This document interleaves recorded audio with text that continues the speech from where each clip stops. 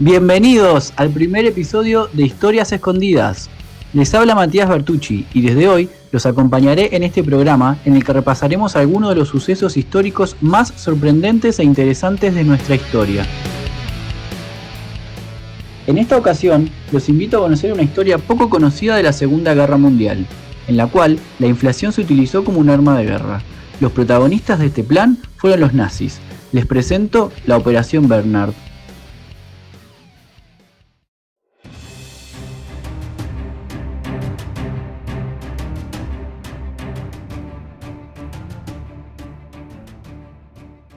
La Segunda Guerra Mundial fue el mayor conflicto bélico de la historia de la humanidad y el que ha causado mayor número de muertes.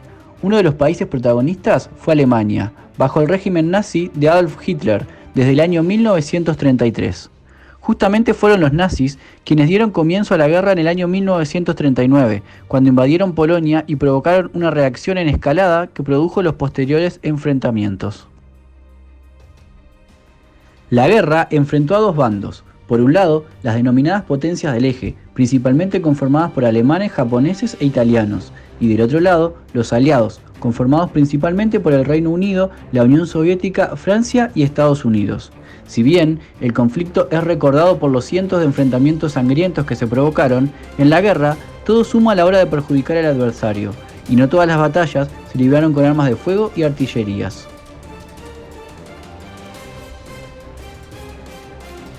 Para repasar este episodio, nos trasladaremos al año 1941, a la capital alemana, Berlín.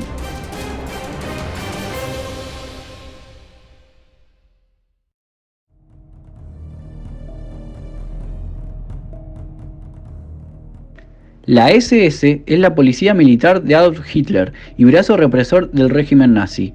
Uno de sus generales, Reinhard Heydrich, le acaba de encargar al mayor Bernhard Kruger la puesta en marcha del ambicioso plan para falsificar libras esterlinas, la moneda oficial del Reino Unido. Los nazis quieren llenar el mercado de libras falsificadas, para así disparar la inflación en su adversario y hundir la economía inglesa. Con esta maniobra, los alemanes también podrán beneficiarse utilizando la moneda británica para financiar operaciones de sabotaje en los países enemigos y camuflar movimientos comerciales, sorteando los bloqueos económicos impuestos por sus adversarios.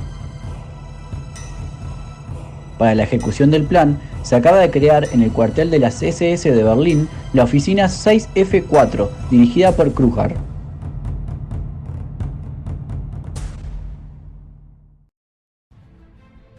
La nueva administración tiene su primer inconveniente. Los peritos del Reichsbank, el Banco Central de Alemania, y de la imprenta oficial del Reich se negaron a la idea de imprimir billetes falsos de otro país. Al corroborar que no existen otros técnicos alemanes capaces de trabajar en la operación, tuvieron que idear alternativas. Se constató que entre los prisioneros judíos del régimen se encontraban calígrafos, impresores, dibujantes y expertos en distintas áreas afines al proyecto. Dada la importancia estratégica y logística de la operación para los nazis, se solicita al comandante en jefe de las SS, Heinrich Himmler, la autorización para utilizar a los prisioneros. Kruger comienza un recorrido por los campos de exterminio a lo largo de toda la Europa nazi. 140 judíos fueron clasificados como trabajadores altamente esenciales.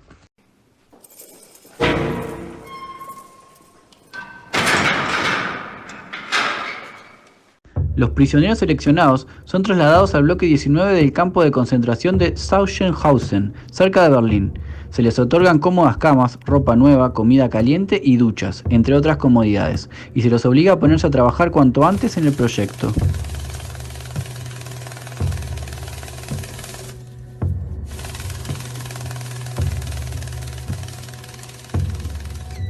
Han pasado más de 4 meses. El plan secreto dio sus frutos y los prisioneros consiguieron falsificar la libra. Un agente encubierto acude con un maletín lleno de billetes falsos a un banco de Londres.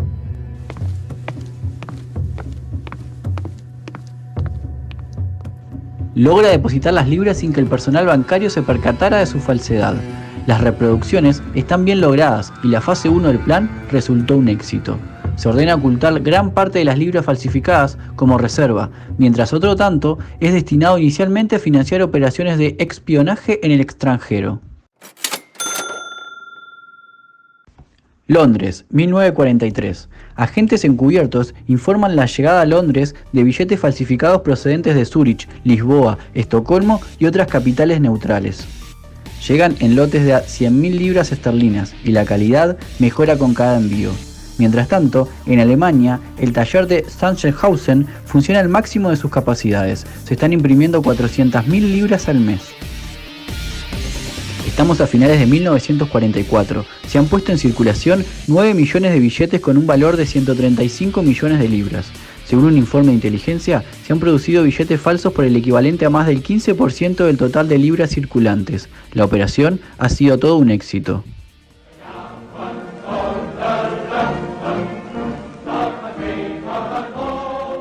Año 1945.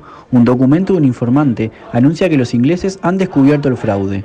El gobierno de Churchill decide no asumir públicamente la vergüenza de haber sido estafados por el enemigo durante tanto tiempo y prevenir también un desastre financiero. Por tanto, el engaño se mantiene en secreto mientras se concentran esfuerzos para retirar progresivamente el dinero falso a un circulante. Con el plan concretado, el mayor Kruger es consciente de que sus empleados, por los que siente un gran respeto y admiración, dada su condición de judíos, serán finalmente ejecutados, y él redirigido al peligroso frente del este.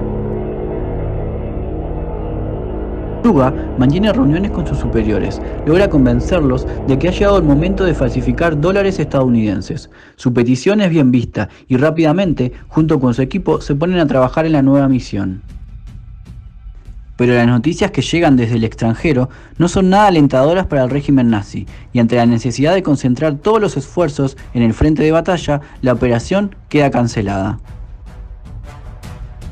Con el objetivo de no dejar testigos civiles de las mencionadas misiones, se ordena un rápido traslado de los ex empleados de Kruger, ahora nuevamente prisioneros, al campo de concentración de Ebensee, en Austria, en donde serán exterminados. Pero finalmente, el destino de los prisioneros cambia, cuando Kruger, en un acto arriesgado y desesperado, contacta en secreto al comandante del campo, logrando evitar el trágico desenlace que les esperaba a los falsificadores de Sachsenhausen, quienes finalmente son liberados. La Operación Bernard y el desempeño de los prisioneros seleccionados demuestra lo difícil que es separar el bien del mal cuando las personas se encuentran en una situación límite en la que está en juego su supervivencia. Los prisioneros del bloque 19 se encontraban en una encrucijada. Por un lado, sus condiciones de vida nada tenían que ver con las purgas sistemáticas, el hambre y la tortura que habían en otros barracones con judíos. Gracias a sus habilidades, habían conseguido un trato privilegiado dentro del horror nazi. Sin embargo, eran conscientes de que estaban colaborando con el mismo régimen que planeaba su exterminio. Cada uno de los billetes falsificados que salía del taller servía tanto para asegurar su supervivencia un día más como para condenar al resto de sus compatriotas a la cámara de gas. Esta dinámica perversa convertía a los prisioneros en personas que luchaban entre las ganas de vivir, la culpa y el miedo a la muerte. Bernhard Kruger, el ejecutor de la maniobra alemana, finalmente fue capturado por los británicos y entregado a los franceses como un prisionero de guerra más. Los británicos prefirieron pasar por alto el tema de la falsificación. Kruger quedó libre en 1948.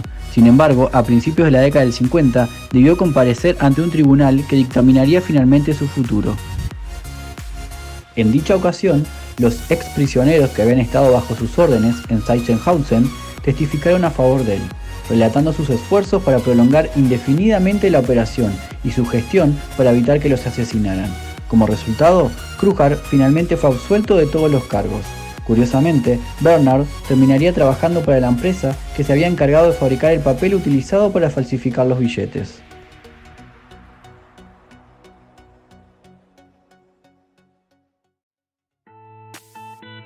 Eso es todo por hoy. Les habla Matías Bertucci. Gracias por acompañarme. Los espero en el próximo episodio para seguir descubriendo historias escondidas.